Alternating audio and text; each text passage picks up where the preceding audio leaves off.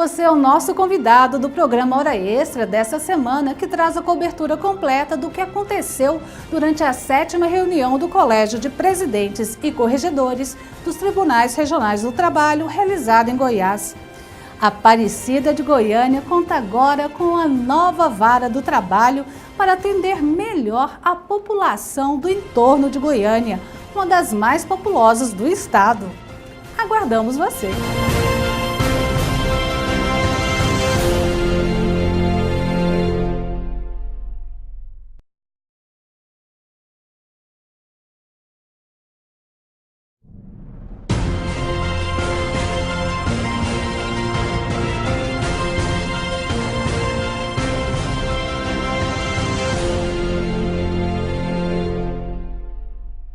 Está começando mais uma edição do Hora Extra e nesse programa você vai saber o que aconteceu durante a 7ª reunião do Colégio de Presidentes e Corregedores dos Tribunais Regionais do Trabalho, sediado em Goiás. E a jurisdição de Aparecida de Goiânia ganhou uma nova vara do trabalho, instalada para atender melhor a população do entorno de Goiânia. E no bloco de entrevistas, nós vamos conversar com a advogada Yara Leal sobre a proteção do trabalho do menor. O Hora Extra está começando agora. A jurisdição de Aparecida de Goiânia, a segunda maior do estado em número de habitantes, conta agora com mais uma vara do trabalho. Com a 3ª unidade, o TRT de Goiás pretende desafogar a demanda e oferecer mais celeridade e comodidade ao jurisdicionado. O crescimento do município de Aparecida de Goiânia é indiscutível. Com uma população em torno de 450 mil habitantes, a cidade tem se desenvolvido em ritmo acelerado, ganhando vida própria, principalmente no campo econômico. O Fórum Trabalhista da cidade já contava com 2 varas para prestar atendimentos à população. A inauguração da 3ª vara era necessária há bastante tempo e foi comemorada, principalmente pela expectativa de ampliar o trabalho na região. E os números confirmam essa necessidade. No ano passado, mais de 6.200 ações ingressaram nas 2 varas de trabalho que já existiam aqui em Aparecida de Goiânia. E nesse ano, de janeiro a setembro, o número já soma 4.247 ações. A expectativa é atender melhor os jurisdicionados, porque nós fechamos o ano, temos em torno de 7 mil processos para apenas 2 varas do trabalho. Agora, uma 3ª vara que a gente consegue distribuir de uma forma mais equânime. Já começamos a receber os processos e aí já estamos 3ª vara atendendo os jurisdicionados. Várias autoridades acompanharam a inauguração. A presidente do TRT de Goiás, desembargadora Elza Cândida da Silveira, confirmou a importância da ampliação e falou sobre a responsabilidade de atender, além de Aparecida de Goiânia, outros 8 municípios. São jurisdicionados pelo Fórum Trabalhista de Aparecida de Goiânia as cidades de Bela Vista de Goiás, Caldazinha, Cromínia, Hidrolândia, Maripotaba, Piracanjuba, Professor Jamil e Senador Canedo. Nós vamos distribuir essas 6 mil ações em 3 varas, aí cada vara vai atender 2 mil processos. Agora as coisas vão fluir melhor e eu tenho certeza que todo mundo vai ser bem atendido. O prefeito Maguito Vilela prestigiou o evento e, na oportunidade, tratou com a presidente do TRT sobre mais melhorias para o Fórum Trabalhista da cidade. A desembargadora Elza, muito atuante, muito dinâmica, já reivindicou mais área, inclusive para estender futuramente mais varas e também facilitar aqui o trabalho. E nós vamos conceder. Eu gosto de parcerias que visam beneficiar a cidade e dar conforto e condições de trabalho para as instituições. Representando a OAB Goiás, Enil Henrique também destacou a importância da inauguração da 3ª vara. A criação dessa 3ª vara ela vem desafogar um pouco a concentração dos trabalhos já em Goiânia. E pela crescente do município e a quantidade de trabalho existente, isso vai contribuir também aqui para essa região e, não resta dúvida, consequentemente, desafogar a base do TRT em Goiânia. O TRT de Goiás sediou a 7ª reunião do Colégio de Presidentes e Corregedores dos Tribunais Regionais do Trabalho.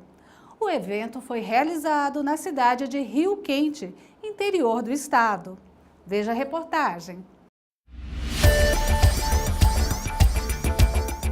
Em meio a serras e belezas naturais da cidade do Rio Quente, o Tribunal Regional do Trabalho de Goiás recebeu presidentes e corregedores dos TRTs de vários cantos do Brasil.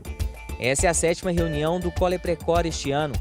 A entidade é uma sociedade civil sem fins lucrativos, de âmbito nacional, que defende os princípios e prerrogativas da Justiça do Trabalho e busca uniformizar as práticas judiciais dos tribunais regionais do país. Aqui os desembargadores trocam experiências, apresentam as dificuldades e pensam soluções para os problemas em cada jurisdição. As matérias que nós discutimos aqui são pertinentes a todos nós. Hoje, por exemplo, nós discutimos sobre o novo posicionamento do Código Civil. Discutimos também outros assuntos pertinentes à nossa categoria toda. Um dos assuntos que ganhou destaque foi a proposta de criar centrais de execução para atender os processos trabalhistas das entidades desportivas, especialmente dos clubes de futebol. O ato foi elaborado e apresentado pelo ministro do TST, Guilherme Caputo Bastos. Cada tribunal vai se definir através, por exemplo, como o Tribunal da Bahia. O Tribunal da Bahia diz que tem um comitê de conciliação, mais um outro órgão que também disciplina o problema da concentração de execução, que já existe para várias empresas.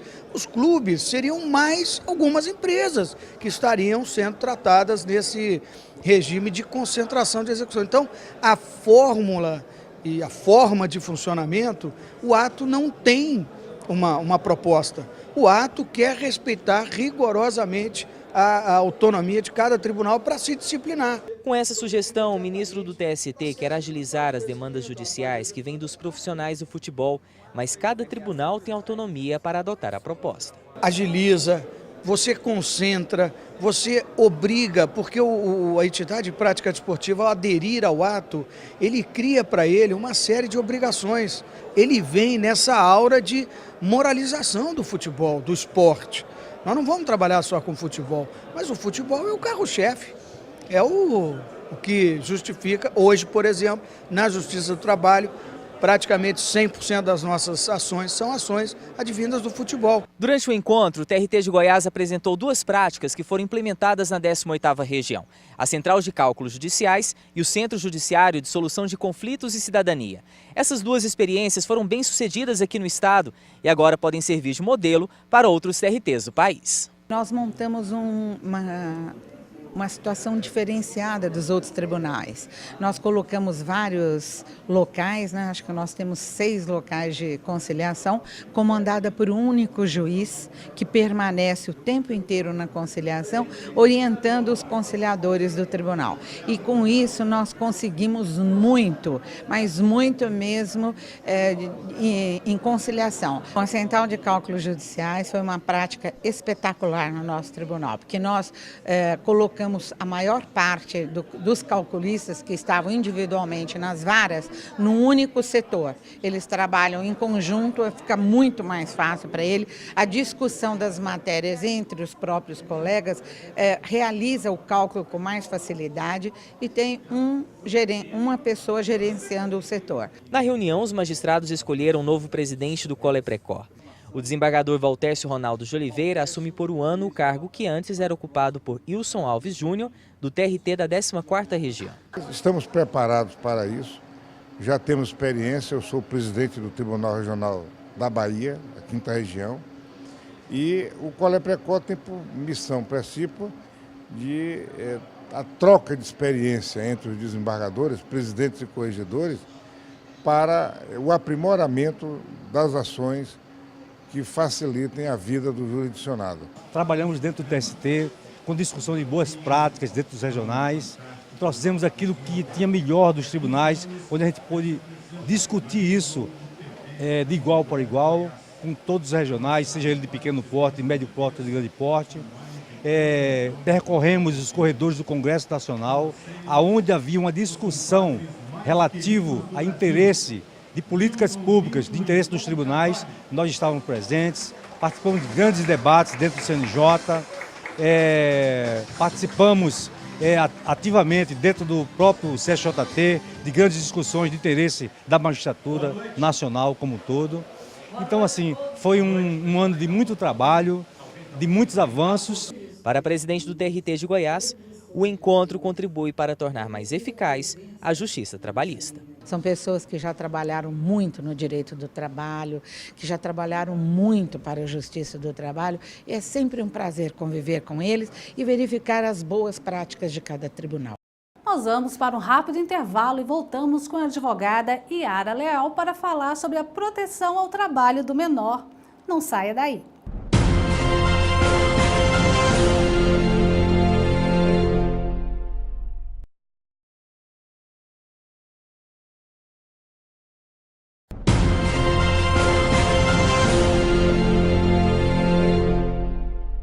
O trabalhador menor tem proteção legal para o desempenho de suas atividades. Tanto a Constituição quanto a legislação ordinária trazem normas que asseguram um trabalho digno, sem prejuízo da frequência à escola.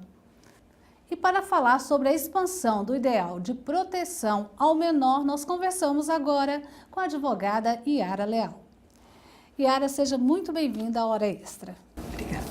Yara, o trabalho do menor conta com a proteção da Constituição e também da legislação infraconstitucional. Quais são as principais normas que asseguram condições dignas para o adolescente que trabalha? Bom, a nossa Constituição, ela privilegia o menor trabalhador. No artigo 7º, no seu inciso 33, e também no artigo 227. Além dessas disposições legais, nós temos o Estatuto da Criança e do Adolescente, que também garante proteção ao menor adolescente, estabelecendo normas que as empresas deverão seguir para que esse menor não venha a ser prejudicado, tanto na vida escolar como no desenvolvimento psicológico. A lei também assegura ao menor trabalhador tratamento diferenciado quanto da rescisão do contrato de trabalho, não é isso? Ele tem que ser acompanhado pelo seu responsável legal, tanto para a contratação, que seria o início desse contrato, como no final. Em todas as ações, ele vai ser acompanhado por esse representante para evitar que ele seja fraudado ou que tenha algum problema com essa rescisão.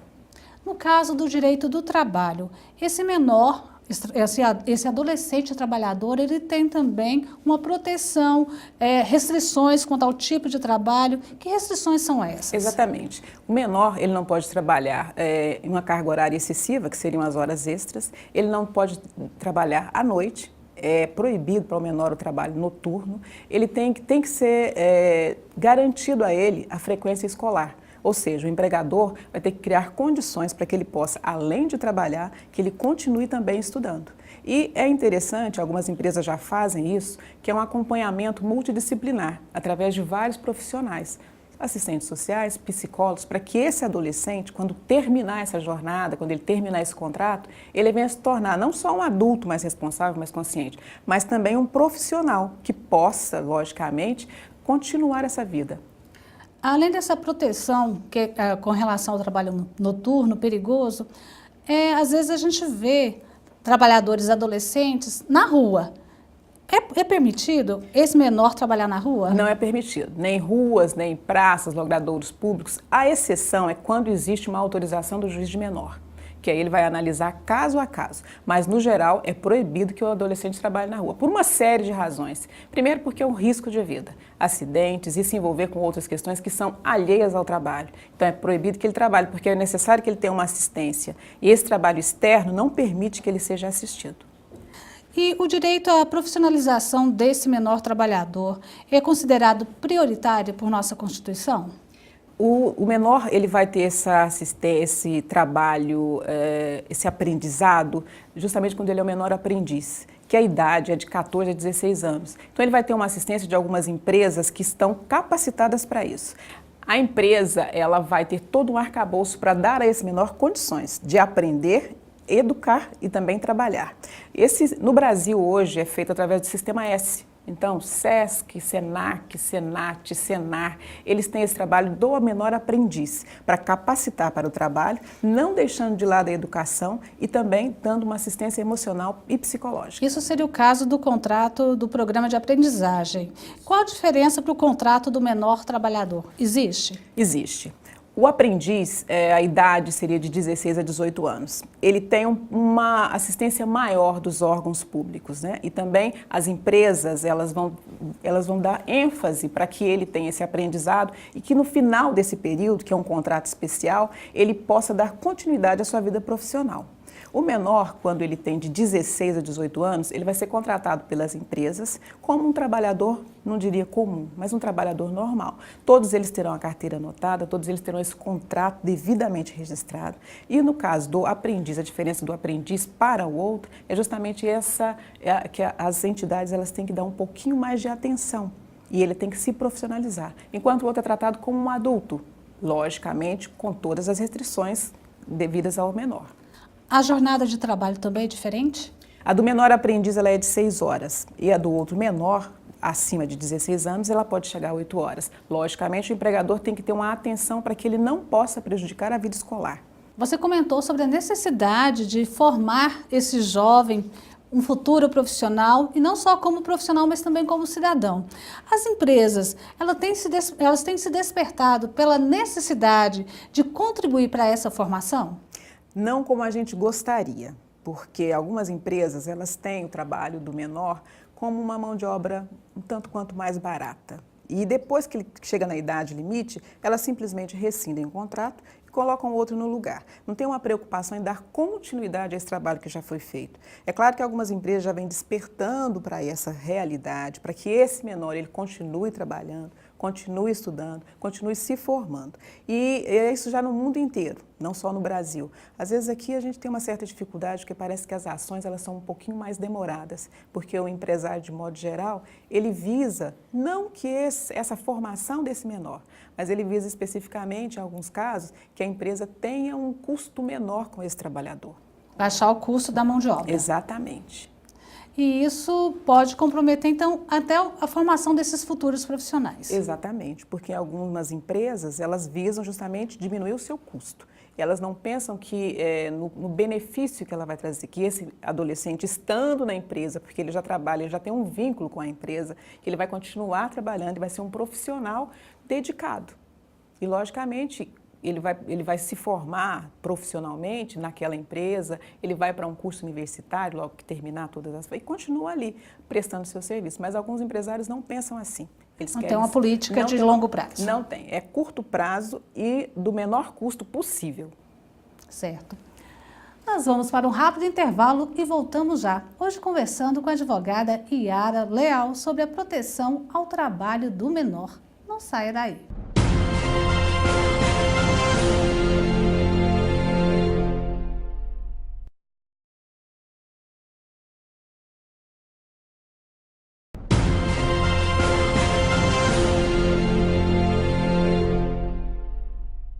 Ora, esse está de volta e hoje no nosso quadro de entrevistas nós conversamos com a advogada Yara Leal sobre a proteção ao trabalho do menor.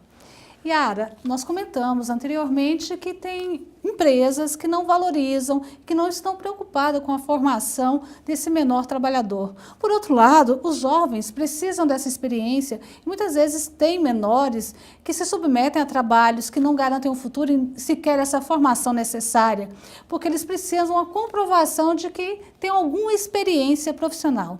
Como é que você analisa essa questão?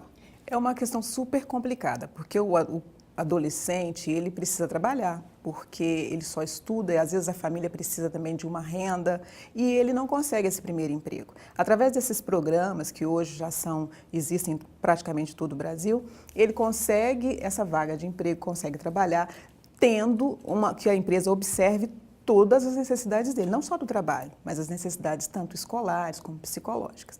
Mas os programas que nós temos hoje, eles não atendem ao número de adolescentes que nós temos. Então, aí já cria uma disputa muito grande. E quando eles não conseguem se encaixar e se enganjar nesses programas oficiais, eles se submetem a qualquer tipo de trabalho.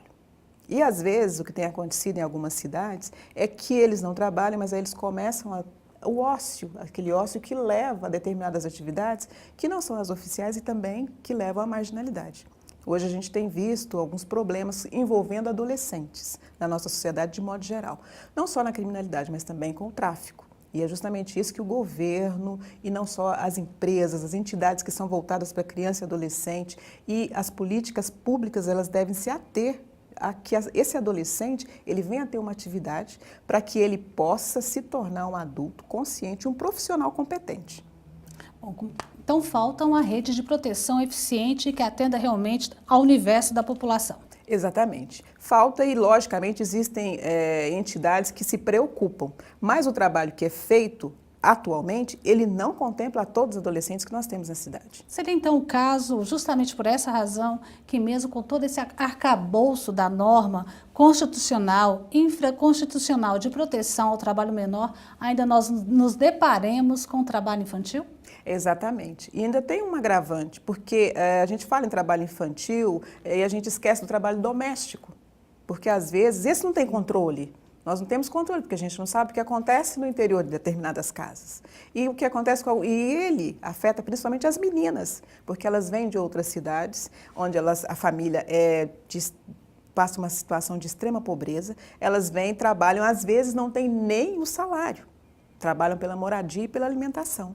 Então, é uma outra preocupação das entidades ligadas à criança e adolescente, de coibir esse trabalho doméstico. Mas, lógico, é necessário, em alguns casos, mas é preciso preservar essa adolescente. É preciso que ela tenha condições de, no futuro, exercer uma outra atividade profissional remunerada e seja valorizada. Bom, precisaria, então, uma mudança de cultura, porque tem realmente famílias que precisam, às vezes, da colaboração desse menor para auxiliar na renda doméstica, para sustentar aquele grupo familiar. O que poderia ser feito? É uma situação extremamente complexa, porque já vem de anos e anos atrás. Em algumas regiões do país, os pais precisam dessa ajuda da criança. E já é cultural que ele vá trabalhar em idade, às vezes até em idades inferiores à que a lei estabelece. E aí ele começa a trabalhar, o que ele ganha não é suficiente para ajudar a família, o orçamento familiar, mas automaticamente quando ele tem que escolher entre estudar e trabalhar, ele escolhe o trabalho. E aí ele não se profissionaliza. Com o passar do tempo, ele continua no subemprego. Mesmo como adulto, ele continua no subemprego. Então, é uma situação extremamente difícil, porque ela parte não só pela legislação, mas tem o lado social e o lado cultural também. E as nossas famílias de algumas regiões, elas valorizam mais o trabalho, mesmo que seja em situações e condições totalmente insalubres e que não valoriza a criança e que causa prejuízo para a saúde e para o desenvolvimento. Mas ela prefere que ele esteja ali ganhando um valor que não ajuda, que não valoriza, a que ele vai estudar. Ainda existe aquele pensamento, né? Para começar a aprender a trabalhar, tem que começar de cedo. Começar cedo, porque isso o trabalho enobrece, mas ele enobrece independente de qual seja. Então, é isso que causa um problema muito sério e nós precisamos mudar a mentalidade do brasileiro. E não só do brasileiro, mas de muitos países do mundo, onde acontece da mesma forma. Nós não podemos falar que isso acontece só em países subdesenvolvidos, porque não é assim. Em países em desenvolvimento também. E, às vezes, até em países que são totalmente desenvolvidos. A gente tem história de casos de trabalho infantil, crianças trabalhando em situações totalmente insalubres e perigosas. São conhecidos alguns casos, né, China, Índia, né, que são denúncias até de grandes empresas multinacionais que utilizam essa mão de obra para a produção de bens, né? E eles usam essa mão de obra por quê? Principalmente porque é barata. E ela é altamente condicionada ao que eles querem, porque a criança e adolescente, ela ainda não tem assim, a maturidade suficiente para fazer valer os seus direitos. Então, eles aproveitam disso tudo para utilizar essa mão de obra. E o que a OIT, a Organização Internacional do Trabalho, recomenda em relação ao trabalho do menor? A OIT, não só a OIT, mas também a ONU e outros organismos internacionais, através das convenções e recomendações, tem atuado em vários países do mundo. Então, levando essas recomendações, incentivando esses países a que tenham uma legislação que venha a proteger esse menor. Não só proteger, mas fiscalizar a questão do trabalho escravo e que ela venha também punir, porque não é só fiscalizar, é preciso que existam punições para que o empresário, para que o empregador tenha consciência de que ele não deve fazer. Então, essas recomendações, o Brasil, inclusive, é signatário dessas recomendações, e a gente vê essas recomendações na nossa legislação, tanto constitucional como infraconstitucional, proibindo que o menor adolescente exerça atividades perigosas, insalubres, trabalhando à noite, em carga horária excessiva, que não olhe para a questão escolar também. E visando especificamente esse aprendizado, visando que ele, terminando aquele contrato, que ele possa continuar trabalhando, que não seja naquela empresa, mas que ele tenha um lugar no mercado de trabalho. Ok. Eu conversei com a advogada Yara Leal sobre a proteção ao trabalho do menor. Yara, mais uma vez, obrigada pela sua presença aqui no Hora Extra. Sou eu que agradeço. Essa edição do Hora Extra chega ao fim. Muito obrigada pela sua atenção e até a próxima semana. Mais informações sobre o TRT de Goiás, como sempre, você acompanha no Twitter e no Facebook.